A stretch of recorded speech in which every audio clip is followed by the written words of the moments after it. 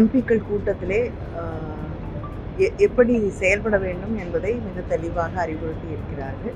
தமிழ்நாட்டு பிரச்சனைகள், தமிழ்நாட்டுக்கு வர வேண்டிய நிதி, இவற்றை பற்றி நாம் தொடர்ந்து வலியுறுத்தி வாங்குவதற்கான வழிவகை செய்ய வேண்டும். அது மட்டுமல்லாமல் தமிழ்நாட்டு உரிமை, தொடர்ந்து ஹிந்தியை திணித்து கொண்டிருக்கக்கூடிய ஒன்றிய அரசாங்கம் நிதியையும் நிறுத்தி ஹிந்தியை திணிப்பதை முனைப்பு காட்டிக் கொண்டிருக்கிறது. அதையும் எதிர்த்து போராட வேண்டும் என்று அறிவுறுத்தியிருக்கிறார்கள். அது மட்டும் இல்லாமல் இன்று மறுபடியும் ஒரு சர்ச்சை எழுந்திருக்கிறது. சிஏ எக்ஸாம்ஸோட ப்ரிலிமினரி பொங்கல் அன்று நடத்தப்படும் என்று அறிவிக்கப்பட்டிருக்கிறது. அது கார்ப்பரேட் அஃபேர்ஸ் மினிஸ்ட்ரி கீழே வரக்கூடிய சிஏ எக்ஸாம்ஸ், அந்த மினிஸ்ட்ரி கீழே வரக்கூடியது. அதனால் நிச்சயமாக ஒன்றிய அரசாங்கத்தால் அறிவுறுத்தி அந்த தேதியை மாற்ற முடியும். ஆனால் அதை கூட செய்ய முன்வராத பிஜேபி ஆட்சி தமிழக மக்களின் உணர்வுகளோடு விளையாடி கொண்டிருக்கிறது.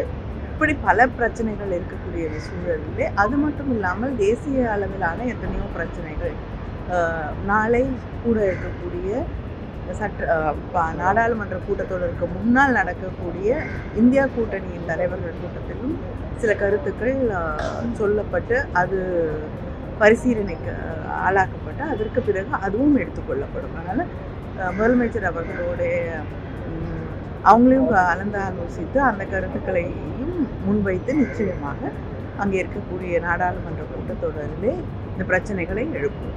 இந்திய அரசியலையும் தொழிலதிபர்களுக்கும் ஒரு எதிராக இருக்கக்கூடிய அந்த அதானி விவகாரம் குறித்து திமுக அதை தான் நாளைக்கு கூட்டத்தில் கலந்து ஆலோசித்து அது பேசப்படும் பொழுது நிச்சயமாக திராவிட முன்னேற்ற கழகமும் அதன் கருத்துக்களை அணித்தரமாக எடுக்கும். ஏற்கனவே எஸ்பிஐ வங்கியோட 2 ஆண்டுகளுக்கு முன்னாடி இந்த மாதிரி கரெக்டாக ஜனவரி 14ஆம் தேதி பொங்கல் பண்டிகை அன்னைக்கு தேர்வு வச்சது. ஆனால் எதிர்ப்பு தெரிவித்து அதே தேதியில் தேர்வு வச்சாங்க. இப்போ சிஐயும் அறிவிச்சிருக்காங்க. வேறு தேதிக்கு மாற்றுறதுக்கு வாய்ப்பு இருக்கு. அதற்காக வலியுறுத்தி தொடர்ந்து போராடுவோம். நிச்சயமாக மாற்ற வேண்டும். அதுதான் நியாயம்.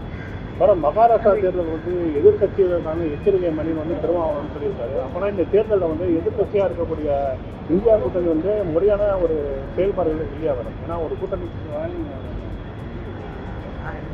ஒரு தேர்தலுக்கு பிறகு அந்த தேர்தல் வெற்றி பெறாவிட்டால் அதற்கான எல்லா காரணங்களையும் நாம் ஆய்ந்து பார்க்க வேண்டும். அப்படி அதை ஆராய்ந்து பார்க்க வேண்டும் என்ற அந்த எண்ணத்தோடு சொல்லப்பட்ட ஒரு கருத்தாகத்தான் இது இருக்கும் என்று எடுத்துக்கொள்ள வேண்டும். அதை தாண்டி இது மக்களுடைய தீர்ப்பு. ஆனால் அடுத்த தேர்தலின் வெற்றிக்காக நிச்சயமாக இந்த தேர்தலுடைய தோல்வி அப்படிங்கிறது அதிலிருந்து பல பாடங்களை யாராக இருந்தாலும் அரசியல் மை இந்தியா 24/7 முக்கிய செய்திகளை உடனுக்குடன் தெரிந்து கொள்ள உடனே சப்ஸ்கிரைப் பண்ணுங்க, பெல் பட்டனை பிரஸ் பண்ணுங்க. என்றும் உங்களுடன் மை இந்தியா.